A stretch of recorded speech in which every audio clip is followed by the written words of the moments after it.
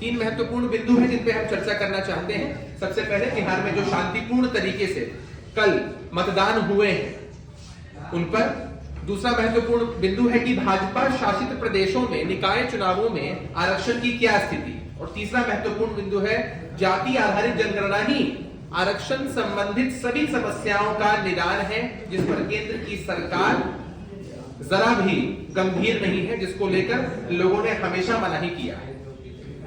सबसे पहले हम लोग बिहार के मतदाता मालिकों के, सभी नगर निकाय के मतदाता मालिकों के, जो भी लोग चुनाव कराने में लगे हुए थे, प्रशासन के सभी लोग, सभी पदाधिकारियों का, कर्मचारियों का सहृदय धन्यवाद करते हैं कि एक शांतिपूर्ण तरीके से चुनाव हुआ है और एक सकारात्मक संदेश पूरे देश में गया है।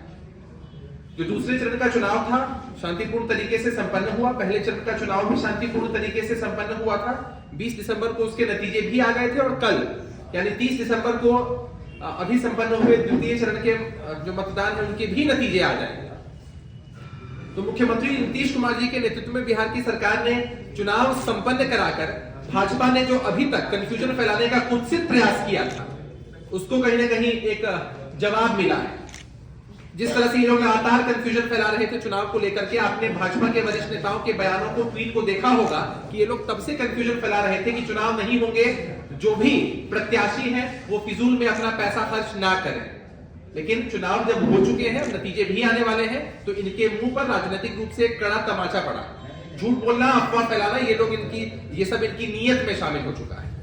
और जो भी समस्याएं आज तक हुई, आप सबको मालूम है कि सुप्रीम कोर्ट ने जो ट्रिपल टेस्ट को लेकर के या डेडिकेटेड कमीशन बनाने की बात की थी वो मार्च 2021 में की थी। और उसके बाद से लगातार पंचायती राज विभाग भारतीय जनता पार्टी के पास ही रहा है बिहार में, लेकिन इन लोगों की तरफ से उनमें कोई काम नहीं किया गया। मैंने नाम भी मेंशन कर दिया है कि कब से कब तक कौन मंत्री भारतीय जनता पार्टी की तरफ से रहे हैं जो काम को लेकर हमेशा विमुख ही रहे, और किस तरह से ये सारी चीजें प्रायोजित की गई है भाजपा की तरफ से, वो आप इस बात से समझ सकते हैं कि अगस्त सितंबर 2021 में पंचायती राज के चुनाव हुए थे, जबकि डेडिकेटेड कमीशन का जो मामला था वो 4 मार्च 2021 को ही आया था। लेकिन भारतीय जनता पार्टी के नेता सभी चुप थे उस वक्त इनके मुंह से आवाज नहीं निकलती थी, क्योंकि ये लोग कहीं ना कहीं हमारे सहयोगी के रूप में थे। जैसे ही विपक्ष में गए हैं तो अपनी भाषा इन लोगों ने बदल ली है, अपने दोहरे चरित्र को उजागर किया है। अब हम दूसरे पहलू की बात कर लें कि भाजपा शासित प्रदेशों में निकाय चुनाव की क्या स्थिति रही। आप लोगों ने इस न्यूज को कवर किया है कि किस तरह से इलाहाबाद के ऑनरेबल हाई कोर्ट ने जो निर्णय दिया है कि बगैर ओबीसी आरक्षण के वहां पर निकाय चुनाव करा लिए जाए।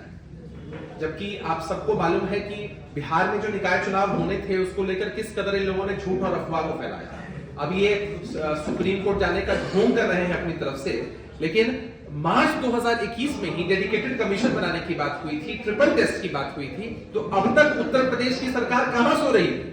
वहां तो भारतीय जनता पार्टी का ही शासन है ना, वहां तो किसी गठबंधन की बात है नहीं, गठबंधन की बात भी नहीं है, और ये लोग अब तक सोए हुए थे। अब जब कोर्ट के द्वारा यह आदेश दिया गया है तब ये नींद से जागे। हम तो सवाल पूछना चाहेंगे, सुशील कुमार मोदी जी से इतना एक्टिव रहते हैं, वो हर बात पर सरकार को क्रिटिसाइज करते रहते हैं, क्या वो योगी सरकार को क्रिटिसाइज करेंगे? योगी सरकार पर सवाल उठाएंगे? नहीं करेंगे, लोगों में हिम्मत ही नहीं। और एक बड़ा उदाहरण गुजरात मॉडल की बात होती है। भाजपा शासित प्रदेश है गुजरात, वहां भी बगैर ट्रिपल टेस्ट के चुनाव कराए गए और अभी तक भारतीय जनता पार्टी ने इस पूरे मामले में कोई सफाई नहीं दी।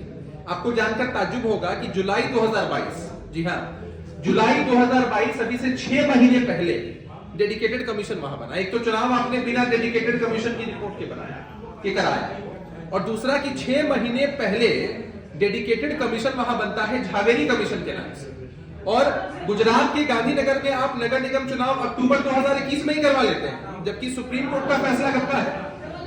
मैं आग्रह करूंगा आप लोगों से सुनने के लिए कि ये पॉइंट बहुत वाइटल है।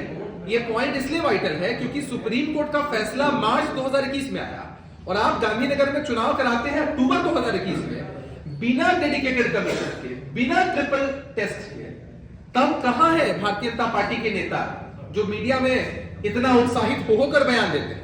इसके अलावा गुजरात में 2021 के दिसंबर में पंचायत के चुनाव भी कराए गए, वहां भी रिपोर्ट नहीं पेश की गई, लेकिन फिर भी इनके मुंह से आवाज नहीं निकलेगा।